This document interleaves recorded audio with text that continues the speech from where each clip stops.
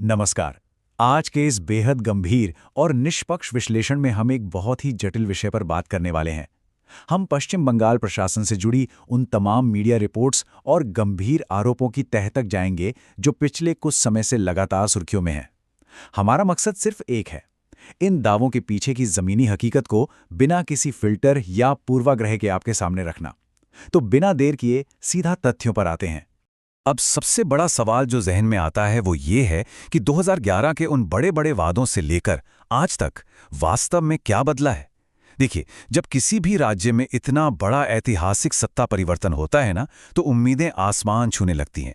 लेकिन क्या वो उम्मीदें जमीन पर उतरीं?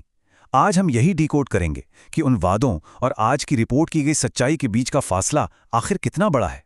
अब यहाँ जरा इस बहुत ही दिलचस्प या यूं कहें कि चौंकाने वाले विरोधाभास पर गौर कीजिए। एक तरफ हमारे पास 2011 के चुनाव अभियान का वो बेहद मशहूर और आशावादी नारा है, मां माटी मानुष। एक ऐसा नारा जिसने सचमुच तख्ता पलट कर दिया था। लेकिन दूसरी तरफ अगर हम हाल की रिपोर्ट्स देखें तो तस्वीर बिल्कुल उलट नजर आती है। हमें सिस्टमैटिक घोटालों, हिंसा और भ्रष्टाचार यानी कट मनी संस्कृति के बेहद गंभीर आरोप देखने को मिलते हैं। चलिए, इस पूरी कहानी को एक टाइमलाइन के जरिए समझते हैं। शुरुआत होती है 2011 की उस ऐतिहासिक जीत से, लेकिन 2011 के कुछ ही समय बाद चीजें कथित तौर पर बदलने लगी। आपको याद होगा, नारदा स्टिंग ऑपरेशन के वीडियो सामने आए थे, जहां नेताओं को कथित तौर पर कैमरे पर ही रिश्वत लेते देखा गया था, और रिपोर्ट्स बताती हैं कि इस पर कोई ठोस कार्रवाई नहीं हुई। फिर हाल के वर्षों में कई बड़े वित्तीय घोटालों का पर्दाफाश हुआ, और आज हम राज्य में बड़े पैमाने पर विरोध प्रदर्शन और एक भयानक सामाजिक अशांति देख रहे हैं। तो अब हम सीधे चलते हैं उन वित्तीय घोटालों की तरफ जिन्होंने पूरे देश का ध्यान खींचा है। आइए इनके असल पैमाने की जांच करते हैं। ठीक है, तो आइए अब गहराई में चलते हैं। मीडिया रिपोर्ट्स में बार बार जिन बड़े घोटालों का जिक्र आता है उनमें सबसे पहले है स्कूल सर्विस कमीशन यानी एसएससी घोटाला। इसके अलावा पब्लिक डिस्ट्रीब्यूशन सिस्टम यानी राशन घोटाला। फिर हैं राजनीतिक संरक्षण में चलने वाले कोयला तस्करी के मामले। और हाँ, शारदा चिटफंड घोटाला तो हम भूल ही नहीं सकते, जिसने कथित तौर पर लाखों आम लोगों की जिंदगी भर की गाड़ी कमाई छीन ली। जरा इस आंकड़े पर ध्यान दीजिए, हजारों से ज्यादा। ये कोई छोटा नंबर नहीं है। रिपोर्ट्स के मुताबिक अकेले एसएससी शिक्षक भर्ती घोटाले का जाल इतना बड़ा था कि इसमें उच्च स्तरीय मंत्रियों सहित हजारों लोगों की जांच और गिरफ्तारी की बात सामने आई।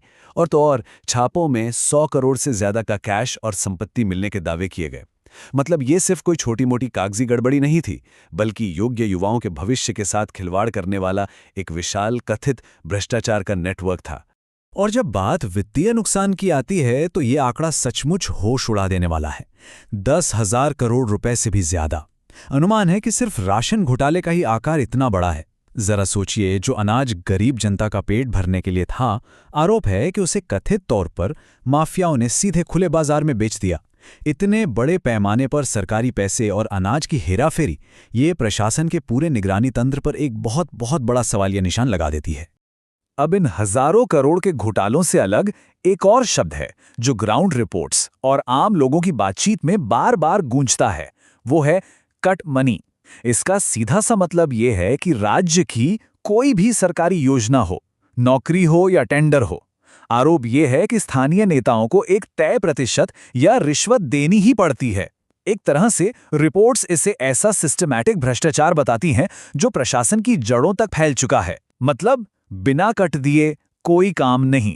और इसी कथित भ्रष्टाचार और अनदेखी ने धीरे धीरे सामाजिक अशांति का रूप ले लिया, जिसका सबसे स्याह उदाहरण हमें संदेश खाली में देखने को मिला। इस कॉन्ट्रास्ट को समझना बहुत जरूरी है।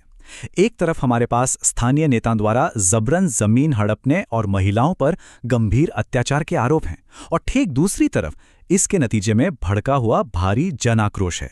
जैसे जैसे ये गंभीर आरोप बढ़ते गए, प्रशासन पर से जनता का भरोसा मानो धड़ाम से गिर गया।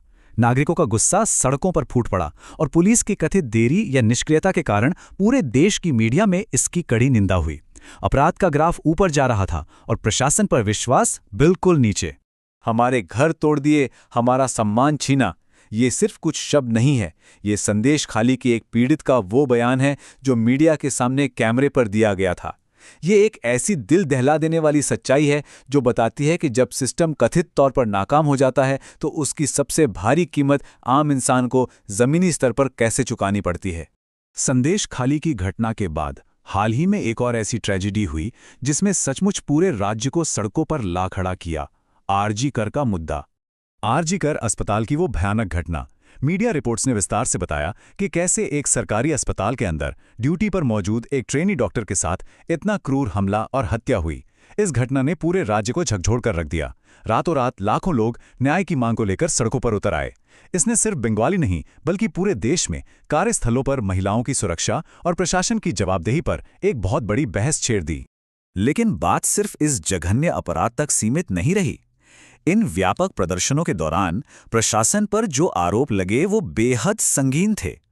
पब्लिक और मीडिया ने सीधे तौर पर आरोप लगाया कि सरकार की तरफ से मामले को छिपाने यानी कवर अप करने की कोशिश की गई।